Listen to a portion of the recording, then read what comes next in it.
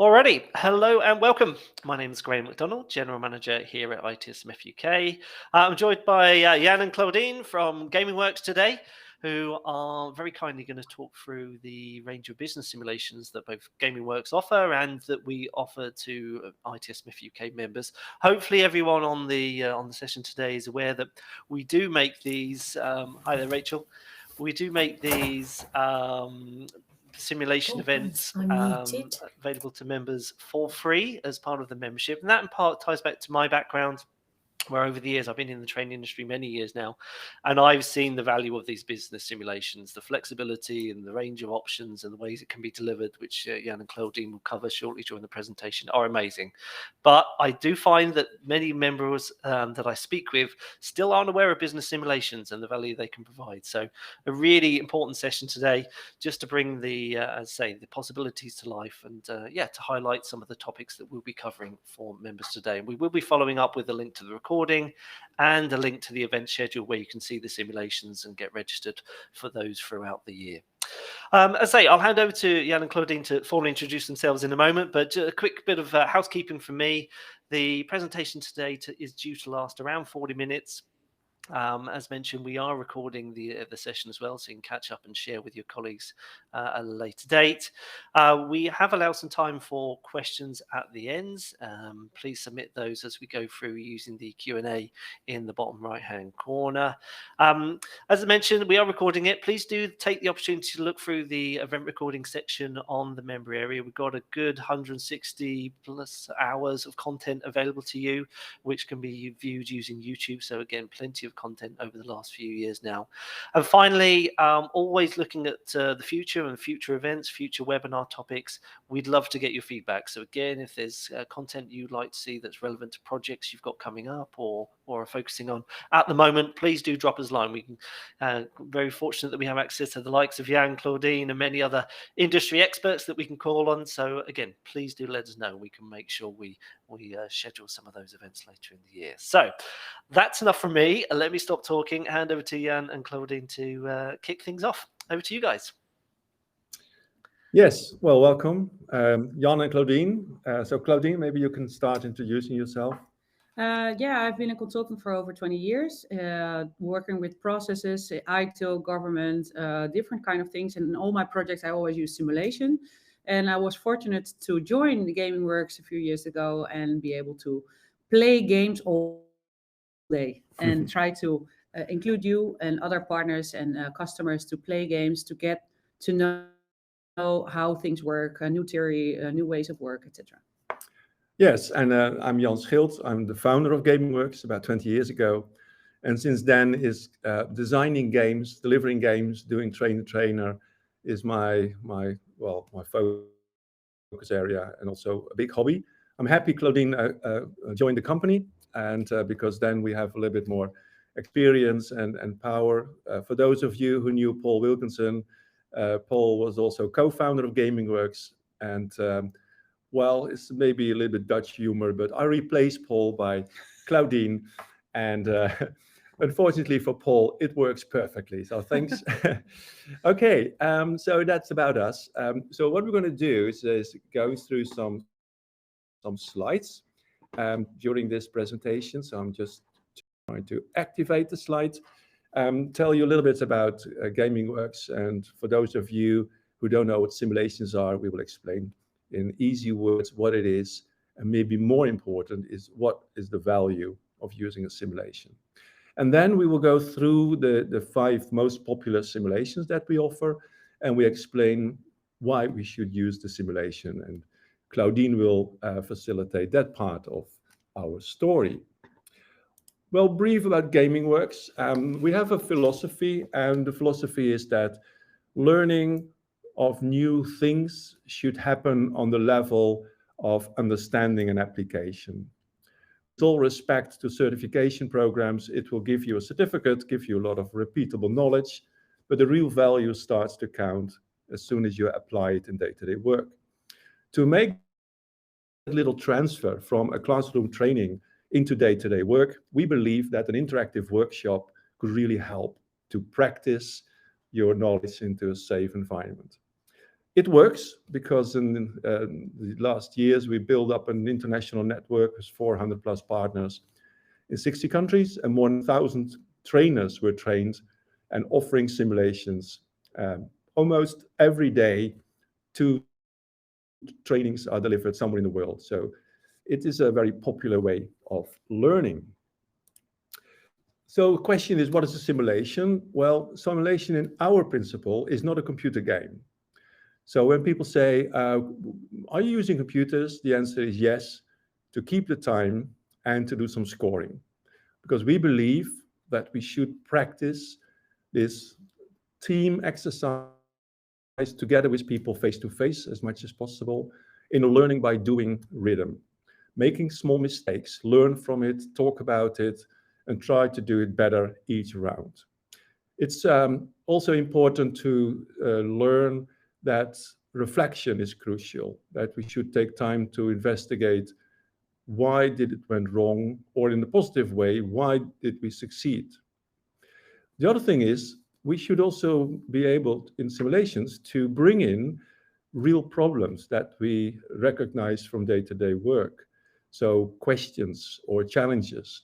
And a simulation is a perfect way to practice and to experiment with new solutions. And maybe you discover solutions that were maybe not invented if you didn't play and experience and experiment a little bit. In the Corona time, we learned that the learning process can also take place, let's say, in a team session with people on different locations, sharing information on a screen. It's still a kind of face-to-face. It's still a group of learners. And they were, I would not say even effective as classroom, but it demonstrates that if you put people together and if possible, end-to-end stakeholders from vendor to business or customer, then you can call it a simulation, because we simulate interaction between people. If there is a camera between or a classroom, it's both part of a simulation. As I said earlier, the challenge is to make a simulation attractive for people to be able to apply theory in this live exercise. So then they can learn how theory can solve problems. And overall, you can say a simulation is also an exercise where collaboration and communication and teamwork is crucial. So you have to figure out what is the context we put people in, and is collaboration and communication a key success factor to, let's say, win the game or make the virtual company successful. Another important aspect of simulations is that we create a safe environment to learn, because we can all say, for example, in DevOps, fail fast, but I'm not sure if you work for a bank that people say, well done, you failed fast, and we lost 20% of our customers. But in a game or in simulation, we can say, okay, if you're not sure if it works, try. And maybe you fail, but it's not because of you, but it's because we want to experiment. And maybe we learned something. Maybe we were very close to a solution, but nobody is blaming us, and nobody is finger pointing to you that you made a mistake. It's easily said, because yesterday, for example, I ran a workshop, a simulation for a partner, and there was a person in the room who say, I got the blame because I made a mistake. And sometimes people feel very unsafe if it happens. So it's important to create that environment as a facilitator. And the other key aspect is that we give people a chance to learn, to reflect, and to do it again. Means next round, hopefully we'll perform better. So give people a chance to learn and do it again. And the good thing about simulations in multiple rounds is that the result of your improvement is directly measurable, because the next round, your sales is going up, or you are faster or cheaper. So that feedback loop is crucial to recognize immediately what the impact is of your improvement. So you can see that simulation is something you need to carefully design to make sure that all those aspects are in place. If you look at some theoretical aspects that make a simulation powerful or effective, then on this picture you can see some crucial elements that we take into account when we design new simulations. And the first one is that continuous learning circle by Mr. Kolb. So you have give people a chance to do things, build a pyramid or solve a problem. And based on that, we need to reflect. So we need to take time to explore and discuss and investigate. And the third step in this learning cycle is thinking. Because if we discover something that didn't work, we need to think about what can we do better. So here comes creativity, or a great idea, or a solution by the game leader. And then the game leader must challenge the students to make their own decisions. How are we going to work different? And then we play the next round. So this learning cycle of Kolb is crucial to facilitate people through. As a facilitator, encourage people to think, to decide, to do. And that's how everyone learns. Think about it yourself. The other element is that if you want to talk about remembering, you can say experiential learning will make sure that people will remember more. Sometimes because they made a mistake and felt the pain. Sometimes they recognize an evidence that something worked. So learning by doing and experiential learning is also a very effective way to, let's say, glue the theory into the brains of the people.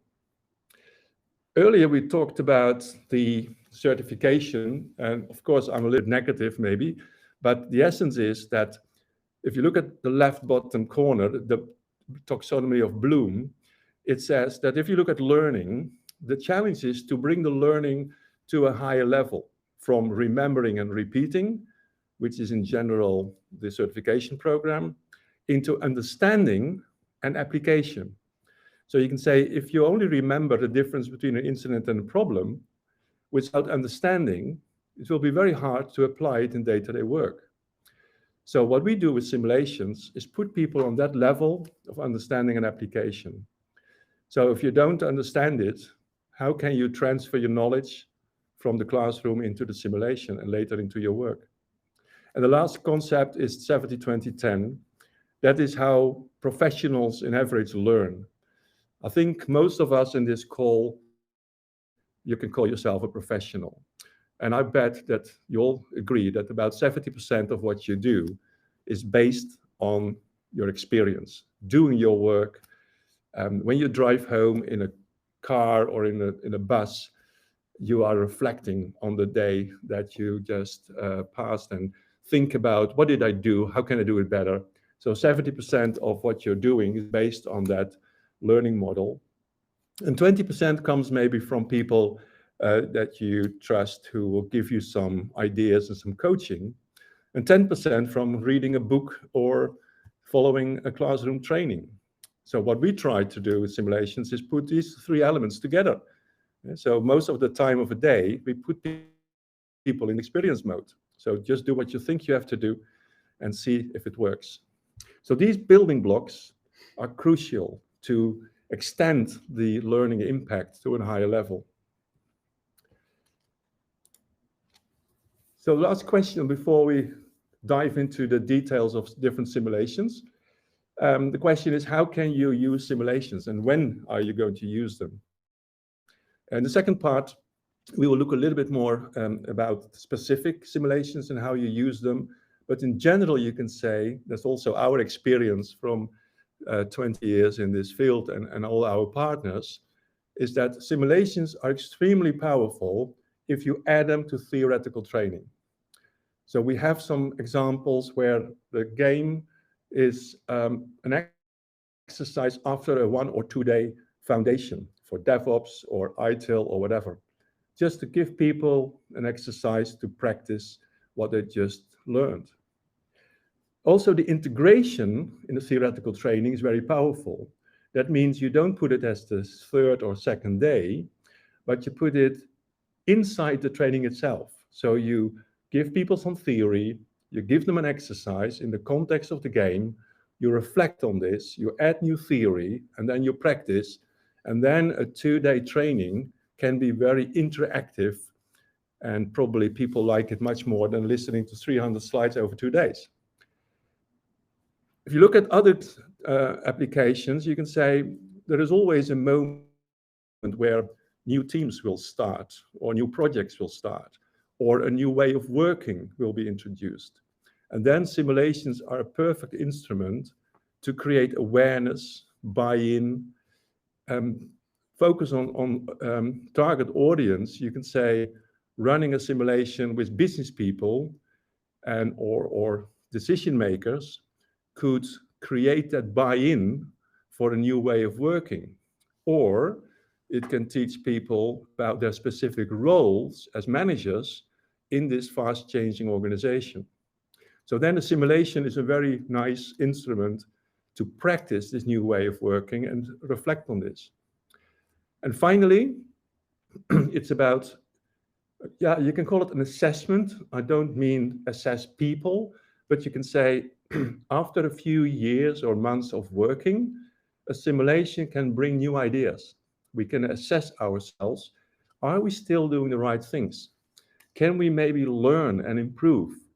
Well, you can sit around a whiteboard and post-its with great ideas, but you can also trigger the improvement by playing a game that is a little bit familiar for you, or it's the same process, and see what can we learn from the game that is normally not reflected when you put post-its on the wall. It has to do with the unconscious incompetence of people, that you sometimes don't know what you don't know, unless you play a simulation and then you discover those things.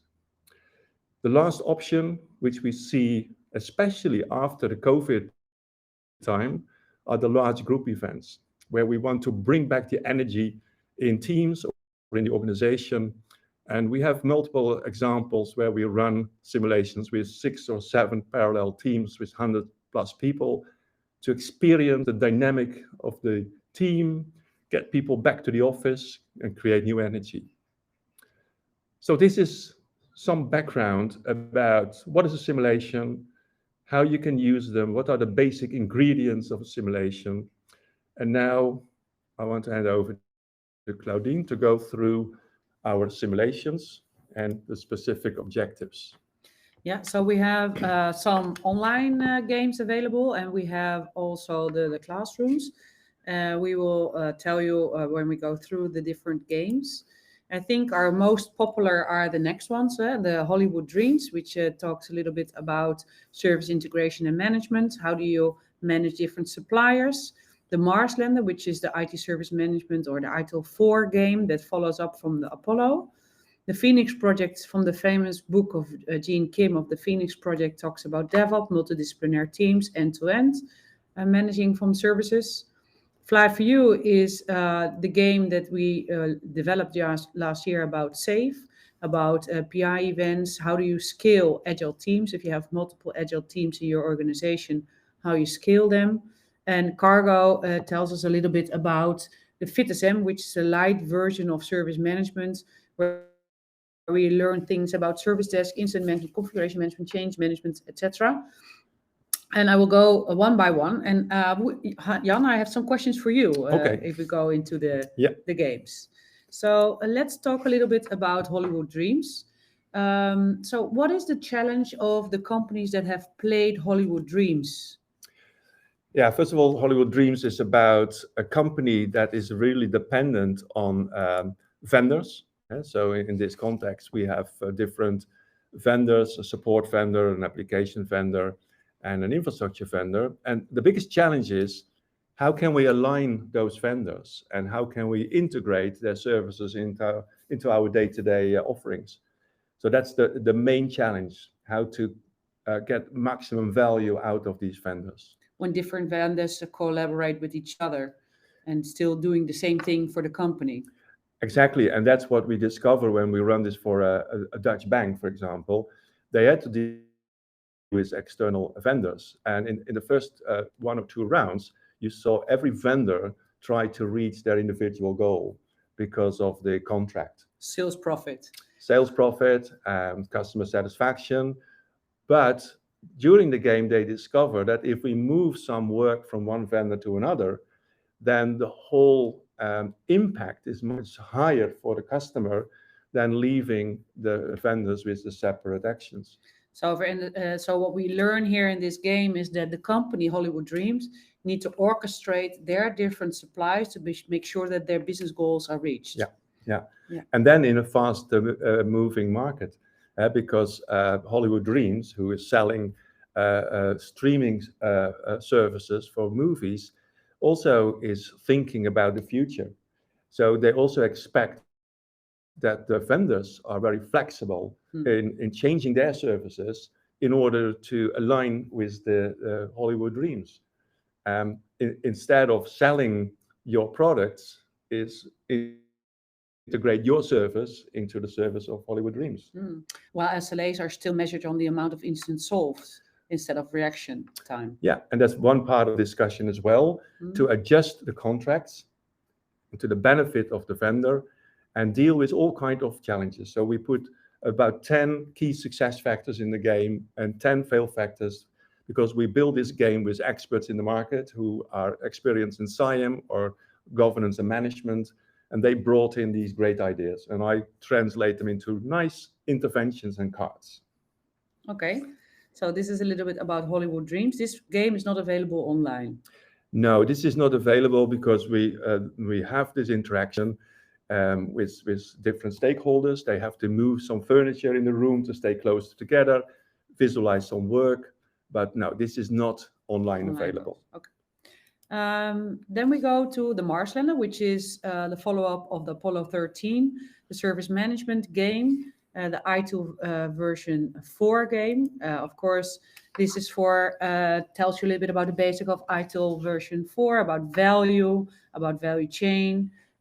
People that attend these courses are people from support, service desk, second line support, maybe some vendors, service managers, process managers, and you learn key aspects of ITIL 4. But what is, so you're part of Space Y, yeah? Space Y is a company that sells data from information from outer space. So there's a rocket launch. We go 2 orbits around Mars. We put the MarsLander on Mars and get some nice pictures of the surface of Mars. And in the meanwhile, there are some great opportunities for new features and projects, instant secure, customer get feedback, etc. So what is my interesting for me would be, what would be the main difference with Apollo 13, which is an ITIL 3 game, right?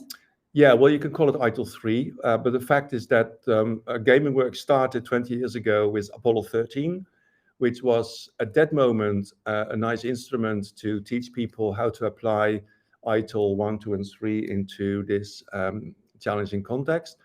And ITIL at that moment was all about processes, definitions, boxes and arrows, check your database first before you escalate, and so on. Which is great, which is the basic and fundamental knowledge you need to have. But then we saw that ITIL 4 came into the market. And our experience was, based on some surveys, that people who participated in ITIL 4 training and they just were new into the market, they came home and said, yeah, I still don't understand ITIL 4. And I think they're right. And that's why we thought, but it's not a good sign that you spend 2 days in a classroom with very important information and knowledge, and you leave the training with, okay, I've got the certificate, but what's next? So this simulation will put the students into a service organization, and from the beginning of the game, we challenge them to apply the principles of ITIL 4. Which is based on value. Value thinking, think in terms of 4 dimensions. So what is a service? Not just software and hardware. Also the guiding principles. What does it mean? Start where you are. What does it mean? visualization and transparency. So instead of teaching them, we say, okay, imagine you know the ITIL 4 theory, use it to make Space Y a more successful company. And suddenly people start to understand, oh, wait a minute, we are already working in processes, but now I understand how to create more value out of this. For example, yesterday I did a MarsLander simulation for a customer, and somebody started a discussion. He said, oh, it's a nice game, but we need a problem manager. And I thought to myself, well, problem manager is outdated, because in a modern way of working, we don't need a problem manager. We need problem management activities in our team. We need problems to get solved. Exactly. So what they learned yesterday was, if you visualize the problems that you identify on your board and you link incidents that happen to that problem record, suddenly you see so many incidents that it becomes time to fix the problem instead of each single incident. What we see in the game also, there is a product owner. So the product owner actually takes decisions. So we see a hybrid situation of lean, agile, and DevOps in the game. Yeah, and that means that as a little challenge, we put a very detailed SLA in this simulation, and halfway the day, people are starting a discussion. Do we still need an SLA in which we document how many tickets should be solved and how many tickets are allowed to be open at the end of the round? Because they realize that this product owner is the one who owns digital services and makes a continuous decision between how are we going to spend our time solving issues or minimizing risk or innovate. So you can say the comparison between Apollo and this game, Apollo is about team dynamic, create teams that work together, like first line, second line, third line, customer focused. MarsLander is about how to become a more, let's say, modern IT service organization. Okay, thank you. So let's go to the DevOps, the Phoenix project, very famous about the Phoenix project. So in this game, you will be part of the company Parts Limited, just as in the book written by Gene Kim. You learn in this game, you learn the basics of DevOps.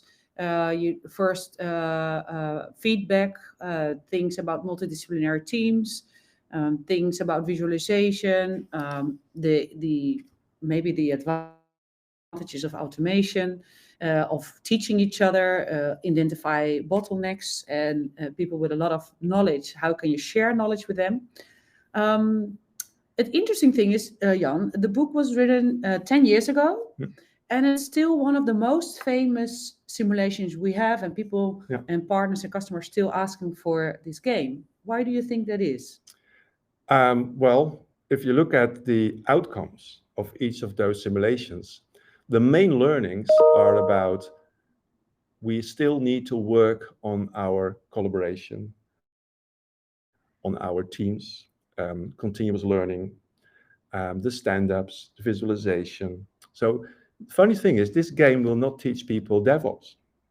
DevOps you can learn in a DevOps foundation or whatever, but it teaches people how to become a high-performing team. And the game is very fast and it's very energetic. So there is always a little bit competition. And during the competition, people learn how to improve the team, how to make your team faster, how to work together and receive feedback and give feedback. So it's much more about soft skills, but in the context of Parts Unlimited, that still needs to fix problems, build new services, and what you say, automation, and so on. So it's very funny. It looks like everybody's using DevOps, but not everyone reaches that high level of maturity. High-performing team. High-performing team, yeah. And this game is online, right? So there is the business version of the Phoenix project is online available. Yeah. And what we have seen in the past, that a lot of teams that work remotely, maybe in different countries, time zones, they are very interested. And I think a quarter of our simulation are still played online, despite of the fact that COVID is not an issue anymore. People prefer to play this online because it's also difficult to work online. So if you are a development team with different testers and builders and people from maintenance, And how do you work online? How do you prioritize your work? How do you make sure that you learn together, and so you can also learn it online, right? Yes. So then I want to talk about the SAFe, the Fly for You game, which is a game that talks about the principles of scaled agile. So multiple teams working together, and they are defining strategy, they're prioritizing their features. Tells you a little bit about what is SAFe, what's the value of SAFe, at least it can be used in that context. There are different roles, like the business owner that defines a strategy, that defines a product manager that defines a priority and the milestones, and then 5 teams are trying to make their own sprint backlogs for the next coming 4 sprints of 2 weeks. The interesting thing is, we have been presenting this game, a lot of itSMF version in Europe, right? So why would it be interesting for the service managers? It's an interesting question, because if you talk about SAFe, everybody thinks about development teams typing code and release it as fast as possible with multiple teams. But the fact is that it has a huge impact on how service teams act in an organization. One thing that we saw happening a few years ago is that more and more IT operation activities are moving to development teams. And think about DevOps, development, operations. So what we see is that the way of working in IT service teams is changing. Well, you can be very defensive and say, okay, if that's what you want, and I find another job, no agile. Or you can say, let's try to change the mindset of service-oriented people in service organizations so they understand what's happening around them and find their place in this fast deploying organization. Okay, yeah. So that means if you put some service-oriented people into the simulation, they understand their position. In this game, there isn't a separate IT department at the beginning. And there is always discussion, why do we have a separate IT department? And why is it not part of the development teams? Exactly. And the discussion is, do you really want a development team to change a crucial part of your infrastructure? Do you want them to manage the configuration database? Do you want them to receive all the incidents? Or do you want to be the first contact and second line support? Or how do you make space in your sprint backlog so issues get solved? Exactly. Yeah. So I think what we saw in itSMF Sweden, when we both delivered this demo, that even service people like this game say, now I understand what's happening around me. Yeah? And maybe you should not be an expert in SAFe, but this will give you a glance of what is SAFe and how does it work. Especially in our customers that have a hybrid way of organizing their IT services, right? Yeah, and this simulation is a real, well, it's not like the other simulations that we built. This is a journey simulation, which means we don't have 4 identical rounds in terms of dynamic, but we pull the students through a life cycle of a program incremental, with starting with strategy, then prioritizing backlog, then API planning, then execution. So they can feel what is the cadence in our organization. Yep. So, and then we're going to talk about the last simulation that we have planned in the UK, which is about cargo, FitSM. The cargo game is actually kind of light version of service management. And the basics of FitSM is there, service management basics. So it's for IT support people from service desk, analysts, second line, first line support people working with configuration management, maybe solving some problems. It's about a shipping company, well, actually cargo company, which ships cars and around the world. And there are some ways of how the systems are working, and incidents happen and they have to solve it, right? So this is why another service management game, Jan? Why was this game built? A few reasons. First, what I said earlier about MarsLander is that the step from, let's say, knowing nothing about IT service management and become a newcomer in this world because you just came from school or your company starts with using service management principles, the step into ITIL 4 is a very difficult step for newcomers. So much global knowledge and interesting information that you can't apply immediately. So that's one reason why we thought that we must give students an opportunity to learn the basics of IT service management. And the other thing is that we all know what's happening in the world of IT service management, that the costs are increasing, exams and so on, and books, you have to buy books. And we see a lot of our partners who are complaining. And then we came in contact with Itemo, who is the owner of FitSM, and we thought, this is a great idea. Why don't we create a very basic simulation that has much more detail than Apollo? Apollo is about global interaction. This is really about a configuration database, service design, problem management, incident management. So we teach them in a very interactive way the basics of IT service management. So if they did this training, this simulation, they can make the step to ITIL 4 if they want, or they can continue with their journey into more layers of FitSM. The other advantage is that you don't need to follow the rules of PeopleCert. If you think you can give students a one-day interactive training, we're using the simulation, you're free to do so. Yeah, it could be a step up to other courses. Yeah. Okay, I see Graham cut back into the call. And we discussed our 5 games that we're going to play with you, Graham. Absolutely. I guess a couple of points from my side. And again, please, obviously, if you have questions, please do submit those in the bottom right-hand corner. I've seen a couple of comments from Mal there about the Phoenix Project book. And Richard, yes, we will share the copy of the slide. And obviously, today is being recorded as well, so we'll make sure that is available. Actually, we're going to publish this recording in the public domain, so you can share it with your colleagues more easily. But a couple of things from me. Again, maybe just talking about the last simulation there, the cargo event, and obviously we spoke about the flexibility when you set the scene as part of your intro.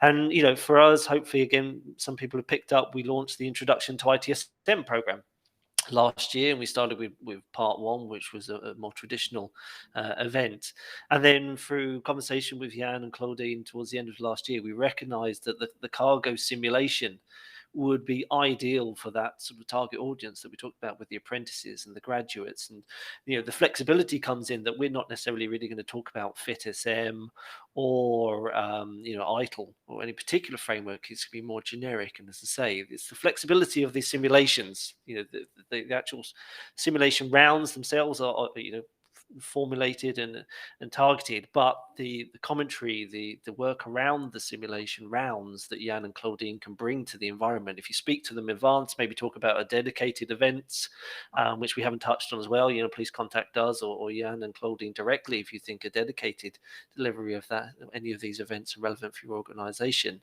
Then they can build that around your projects, your initiatives, your priorities, and the same, extremely powerful. Again, you touched at the intro there, Jan, when you mentioned, I think it was just one of the words on one of the lines, but you talked about buy-in. And I know from my own experience that it doesn't have to be, you know, people on the ground. You can take this to the boardroom, and I'm sure you could probably talk to a couple of examples of that, but they're so flexible. And the benefits of business, actually bringing the boardroom, the C-suite on board, and actually getting them involved in these types of game simulations and games, so that they really get what's going on in the business as close as they can be. Anyway, you might have a story to tell in that space. No, well, the story is, I think you're right, but don't forget to plan a proper intake, because just going out with your box of cards and get into a room with business people could also offend them a little bit. So, but better is to do good intake, figure out what is your problem, what is that you want, your challenges, yeah. And then try to design the most effective way this simulation is used. And don't forget, we talk easily about the value of simulations in terms of bringing the knowledge into understanding and application. But don't forget that most of the time, after the game is done, it's 5 o'clock in the afternoon. And if nobody follows up, if nobody takes the flip chart from the wall with the lessons learned and make actions with their own teams, you can say, it was a very nice day. We have, great training, well done. But if nothing changed, then it's a waste of money, time, and effort. And you could also make more damage that people think, yeah, there we go again. Yeah, we did a training and nothing is happening. So be careful. I agree, it's useful for every layer, but make sure you do a proper intake. Yeah, absolutely. And I guess just one point of clarification. Obviously, you mentioned some of the simulations were available online, but they are also available in person as well, of course. Just to maybe clarify that point. They can be either way. And I think SAFe is available online as well. I think that might have off the yeah, slide. the SAFe simulation is available. Myself, I'm a little hesitating because what I don't like about working online is that the breakout rooms, and that you as a trainer need to facilitate this. All the other games like MarsLander and Phoenix Project can be done in one session without breakout rooms. But I know there are a lot of people around us, even our colleagues, who play this game in a virtual environment with breakout rooms. And that simulates how a lot in reality also, the PI events are currently remote. Yeah. Because not everybody wants to go to the office or wants to work in hybrid situations. Exactly. And in that case, you can say we can add another functionality or application of the simulation is before you run a real PI with real features and stuff, why don't you practice first before you invite hundreds of people online? It's like driving by car by book, right? It's difficult. Absolutely. Okay. Well, I think there's a couple of comments here. Mal, we'll follow up with you just to explore the your request there and which events you're interested. But thank you for that. I'll ask Andrea to follow up. But again, I can't speak highly enough of the business simulations. If you haven't experienced one, please do keep an eye out for Andrea's email in the next 24 hours, which will give you those links to the events on the calendar. Or by all means, just browse the calendar now. They're all listed there. They're brilliant event. You never get. I don't think I've ever received from the events I've supplied to clients over the years. I've never had bad feedback, and I'm sure that's the same for you guys. Everybody enjoys the difference to the sort of more traditional certification-based training. It just brings it to life. Light bulb moment is a very common phrase I hear from attendees, and I'm really pleased to be able to bring these to members for free, and really appreciate the support of Claudine and Jan in enabling us to do that. So, as I say, it looks like no questions for now over and above the questions we posed earlier. So it just leaves me to thank Jan and Claudine. Thank you very much for preparing and delivering the session today. Thank you everyone for joining us. As I say, in the next 24 hours, we'll get you some more information and a link to the recording if you want to share it with your colleagues and peers. And hopefully we'll see you at a simulation event soon. Okay. Hope to see you. All right. Thank you very much, everyone. We'll speak to you soon. You're welcome. Hi. Thanks, Neil. Bye.